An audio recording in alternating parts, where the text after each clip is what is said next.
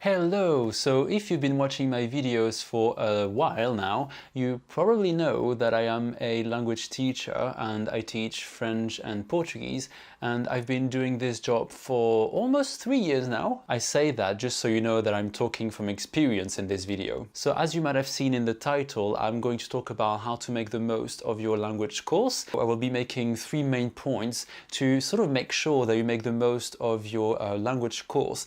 And by language course, I will be mainly talking about classroom-based learning and teaching. But if you do online classes or maybe one-to-ones or any sort of language learning with a teacher, then I hope that most of the things I will talk about in this video will be helpful to you anyway, so do stay with me. So the first thing I wanted to talk about is homework. Homework in language courses are a big thing because unfortunately the time you spend with a teacher is quite limited more often than not. So it will be something like an hour and a half, 2 hours every week. And homework in language courses is very important because most of the time you will spend with a teacher is limited unless you do intensive courses. But if you do sort of regular mainstream courses, it will be something like an hour and a half, 2 hours, maybe 2.5 hours every week. So it's not a lot. And homework will be a way for you to keep on practicing outside of the lesson.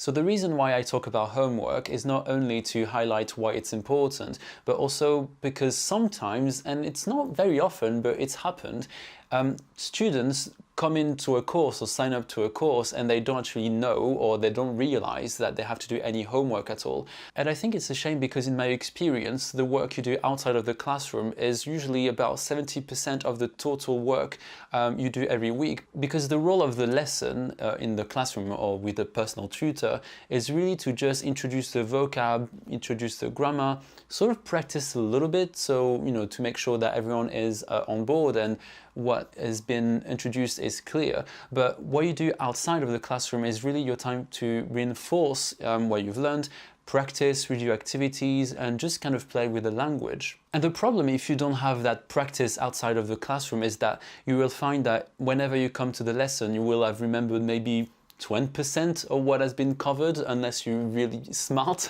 I know I'm not smart, so I will mostly remember only a little bit of what we covered the week before. So it's very, very important to do some homework and expect to do a lot.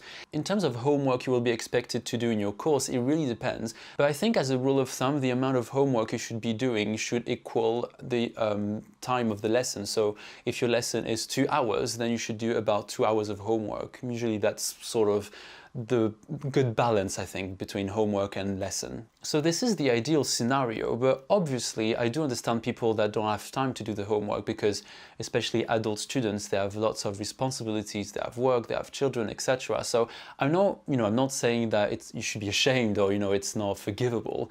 I do understand that, but my video is really to ensure that you make the most of your language course. So unfortunately, if you don't do the homework, then you won't learn as much and your progress won't be as good, in my opinion. So it's just to be aware of that. But if your goal in the language course is really to just do a little bit of whatever language and just kind of meet new people, then obviously that's fine. I would never tell off my students if they don't do the homework. I do tell them that it's not good if they want to progress, but at the end of the day, it's really up to them. So in terms of how long you should spend doing your homework, I believe that if your course is about 2 hours, then you should do about 2 hours of homework and make sure that it's spread across the week. I don't think it's as efficient if you do your homework in one sitting, so if you just do 2 hours straight.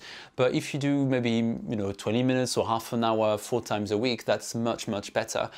Ideally every day, but it's not always possible. So if you manage to do it 3-4 times a week, I think it's much better than if you do it in one day. And since we're talking about homework, there's a lot of things you can actually do to practice. So aside from the homework that normally your tutor will give you, you can also use a lot of apps. So I'm not particularly supporting any app here, but if you use Duolingo or Memrise or any other app that teaches you anything, then I think it's good to do that. And that can be some extra practice if you've got some time on the bus, while waiting for the bus, while, I don't know, whatever, whenever you have some dead time, that can be a good thing to practice even further. And I think that will help you make even more progress because often you will just be reviewing what you do and sometimes you will just be learning more vocab. So it can be a nice way to expand your knowledge of the language. So anything you can do on top of the homework and the actual lesson then is good. So I do recommend that you do use other apps to sort of complement the learning. The second point I wanted to make is about attendance. So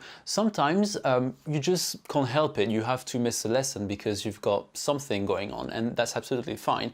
What I wanted to talk about is really just students that for any reason, you know, whichever it is, they will miss maybe 1, 2 or 3 lessons and then they will stop coming. And I think that's a bit of a shame. And I do understand where they're coming from. You know, if you've missed 2 or 3 lessons, you might feel like you're way too behind and you can't catch up anymore.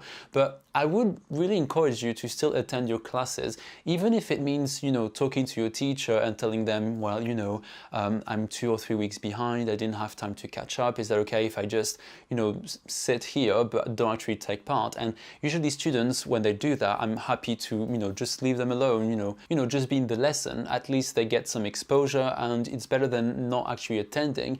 And also you're paying for the course. So if I were you, that's the thing I would do. And don't feel sort of awkward asking your teacher to not actually make you participate, because teachers usually won't mind, you know, if you tell them, they will just be aware of that and they will be understanding, because you're paying for the course, you have the right, you know, to take ownership of your learning, and it's still better than not attending. I think your teacher will appreciate that. When students ask me to do that, I'm happy to do it, you know, there's no issue. I actually appreciate the fact that they attend the lesson and try their best to still catch up. However, I wish my students were aware of one thing, and I don't blame them, you know, they're not teachers, they don't realize these things. But if you miss a few lessons, then make sure you don't expect your teacher to re-explain something again, you know, if you're in a classroom, because it's not very fair for the other students that were here and that had the input already. So if you do miss lessons, don't expect the teacher to kind of help you catch up. Normally there should be a system where you can ask the teacher to tell you what you covered in the lesson, to give you the homework, or ask just your classmates, because sometimes I have students that will ask questions about something we covered when they were absent, and that just slows down the class, and that frustrates me, because it's not that I mind explaining, but it's just for the other students. It's not really cool, I think. So just be aware of that. You know, if you miss lessons, don't expect the teacher to re-explain something they've explained already. The third and last point I wanted to raise is when you're in the classroom, or even with your tutor on one-to-one, make sure you make the most out of the classroom.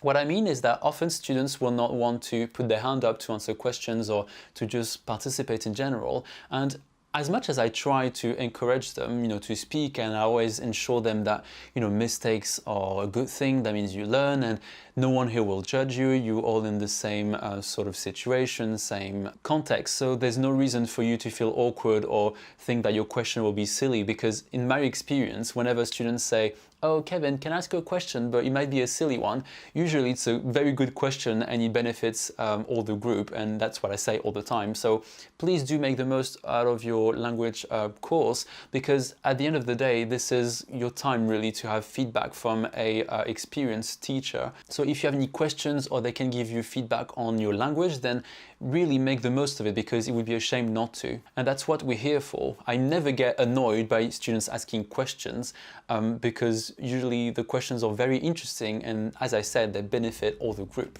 So that's all for today. I hope you found this video helpful and that you will make the most out of your language course, and I will see you next week. Bye!